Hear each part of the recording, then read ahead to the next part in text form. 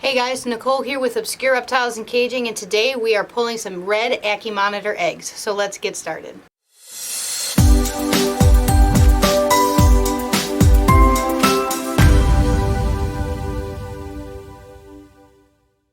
Hey guys, so today is going to be a really awesome video. We have some Red Ackie Monitor eggs. So I'm going to show you guys some pictures of the parents. We posted a picture of the mom not that long ago on our Facebook page, Twisted Reptiles. And we've been waiting on these eggs for a little while, but we did expect them. So for people who have never bred Ackies before, normally what happens is you will see them lock, and then within about 20 to 28 days from the time you see them breeding, you'll have eggs. So it's pretty easy to know when you're going to get them if you're really watching them. A lot of times when they breed, they'll actually do it for a few days. So there are a few really good tips and tricks to know when your Ackie is going to be having her egg, or that she is in fact gravid. One, they're going to be basking a lot, like this photo right here. I know I got a picture of the mom basking quite a bit. And two, you're going to see how big her belly gets, especially down on the sides, kind of low next to her back legs. You're going to see how much it really bulges out. The key to breeding Ackies is knowing the gender that you have, if you have a male and a female. In our cage, we have one male and two female, originally separated, and each of them had eggs on their own. So we know they're actually sisters, call them tongueless and toothless. And then the big boy we have is Cutthroat. He's actually the father of all the holdback babies we have. We've got actually a couple females we're going to be making available. So if anyone's interested, we've got one that's about 7 or 8 months old, and we've got another one that's about a year old. So we're probably going to be letting go of those two females just because we've got so many females right now. But we're going to pull the eggs. I'm going to show you guys how we're going to mix up the substrate, what we're going to do, and walk you guys through the whole thing. So first of all, we have some substrate here. I always use vermiculite, but for whatever reason this time it came in and it was... So this will actually be my first time using it. So we always use vermiculite, but this time we got some perlite that came in by accident, so we decided to try it out. It's pretty much the same thing, just two different mediums. This one doesn't hold the water like the vermiculite does. It feels a lot more dry to the touch, so we're going to fill this up a little bit. You don't have to use a water bottle, but just because that's what we had to easily access, we grabbed a water bottle. But I'm going to give this a nice little mix.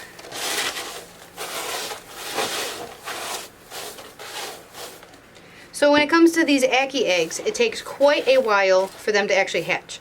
You can get anywhere from day 90 to day 120. So if you're one of those type of people who don't like to check on their eggs, they just want to close a lid and that's it. Hopefully, you know, in the 55, 60 days it takes to hatch, they're good. But I found with these Ackie eggs, one, it's really hard to tell if they're fertile in the beginning. Normally it takes a couple of weeks, unless, I'm going to give you guys an example, because I can see one of these are definitely not good.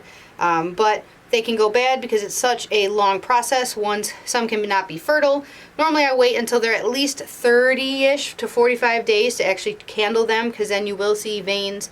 When it gets closer to day 90, you're going to actually see the babies, especially their tails. Their spiky tail likes to be up against the egg, and it makes it really easy to see. But we're going to go with that. So from this 20-ounce water bottle, we use about that much, or that much is left.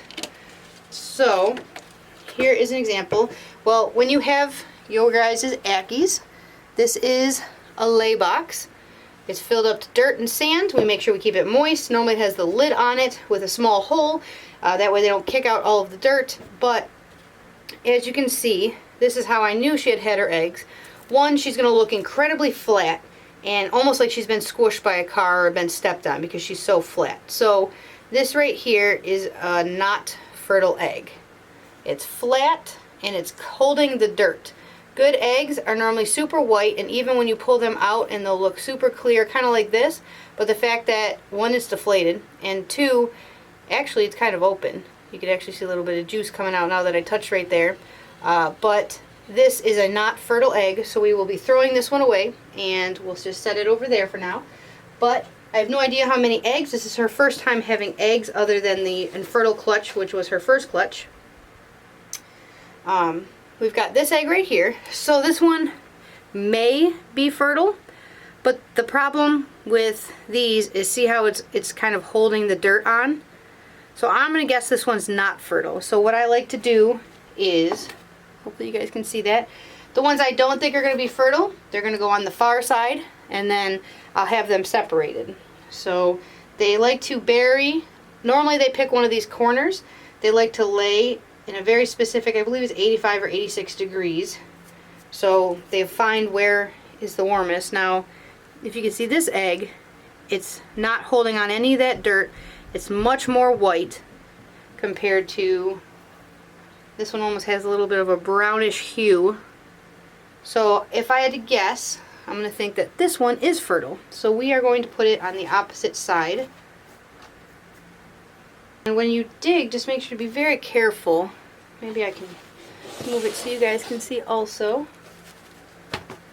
Try to angle you guys right. Alright, so you can see this one right here is starting to stick out. We want to make sure we keep it in the same orientation. And again, there's dirt, but it brushes right off. So I'm going to go with this one's probably fertile as well. But I'm just going to dig around and see what else is in here. I might fast forward for you guys so you don't have to watch me just dig. Like, here's a great example. This one's definitely not fertile. You can see how flat it is, how much is holding on to the dirt. I'm not really sure why they do that, but a lot of breeders I've spoken to always say that the bad ones like to hold on to dirt like that. And it's a different shape. It's very small, so that'll go in our infertile pile. But this pearly white one sticking out on top should be another good one. Now, because this is her first time actually breeding, I don't really expect much. Even if we get, you know, several eggs, a lot of them might not make it through the incubation process. A lot of times first time moms for some reason have a lot of issues with their eggs making it. Let's see, we've got 2 more duds right there.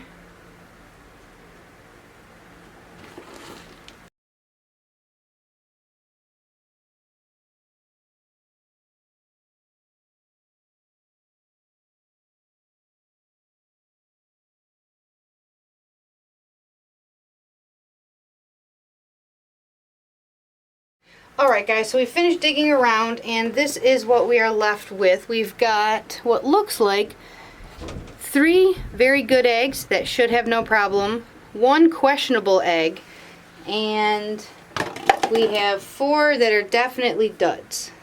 There were actually 2 more duds that are in the cage I still have to grab. So that's not too bad for her first actual clutch with us, other than all those infertiles that she had about 6 months ago. So that means altogether she's had at least 10 eggs, 4 of which look pretty good, which is not too bad. As they continue to breed and as they continue to grow and they're better at finding good spots to lay their eggs, stuff like that, generally the odds are even better. So I would say we have at least 3, if not 4, healthy eggs. And again, these 4. So instead of throwing them away, you can normally feed these types of things to other animals, other species. If you have a tegu, savanna monitor, I don't like feeding them to other ackies. You can, but that kind of encourages them to now eat eggs when they find them. So probably we are just going to toss these because we don't have any other species other than ackies. So unfortunately they will go to waste, but that is an option for you guys if you have other animals at home that would eat this type of stuff. But what we're going to do, we're going to put this in our incubator. We actually use the same incubator for our ball pythons, but it's a very tall incubator. So these guys incubate around 84 to 85 degrees. Ball pythons are 88 to 89. So we keep these guys at the very bottom shelf where we keep, like for example, water and tubs full of water to help stabilize the incubator. So they stay at the bottom. They're going to be checked on normally once a week for the first 3 weeks. Then we're going to candle them around the 4th, 5th, or 6th week, depending on how they're looking, if any go bad and stuff along the way, until they actually look like they are rotting or they start to smell. I will get rid of them, but if they're changing color and they don't smell, normally I'll leave them in here. If a baby actually dies and the egg is bad, they will be a very, very distinct smell, and normally they will get wet all over and almost like they're starting to rot. Then I will get rid of them, but other than that, if they mold, there's different things that you can do to save them, but being that there's only 4 in here and there's not much in my incubator right now, they should be all good. And that's it for this video. If you guys have any questions, you can put them in the comments below. If you haven't already, please subscribe. We do new videos twice a week now. We're trying to do Mondays and Wednesdays. So I'll see you guys next week.